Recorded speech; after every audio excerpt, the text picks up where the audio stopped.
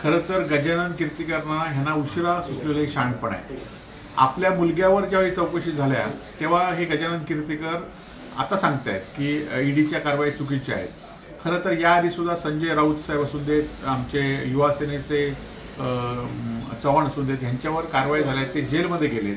आणि ज्या कार्यकर्त्यात तुम्ही भाजपमध्ये या नाही तर तुमच्यावर कारवाई करतो असं सांगत असताना आज ते सांगतायत की खरं तर ज्यावेळी खासदार शिवसेनेतनं फुटले त्यावेळी त्यांनी सांगितलं होतं की मला उद्धवजींनी आम्ही सांगितलोय आम्हाला बाळासाहेबांचे विचार करायचे आहे, विचार आपल्याला पुढे न्यायचे आहेत.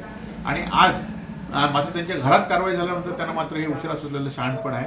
आणि निश्चितपणे भाजप हा ये वाला लेते हैं. Inverter AC. आप गैम्बलर हो ना?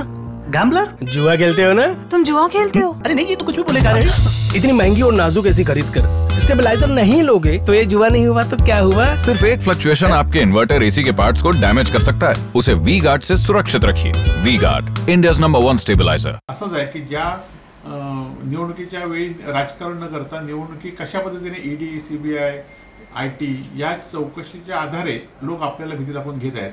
परंतु जनता मात्र त्यांना जुमानणार नाही. जनता येणाऱ्या निवडणुकीमध्ये भाजपला हद्दपार करणार एवढं मात्र निश्चित आहे.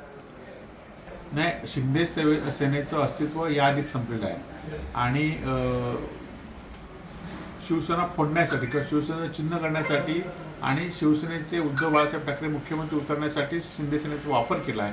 हे शिंदे सेनेच्या खासदारांनी आणि आमदारांना कळून चुकलेलं आहे.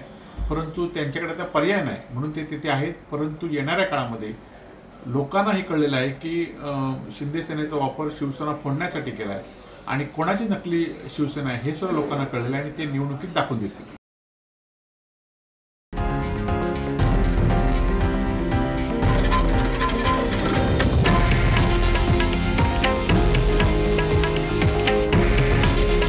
हे आहे देशातील नंबर 1 न्यूज नेटवर्क आणि आपण पाहत आहात TV9 मराठी.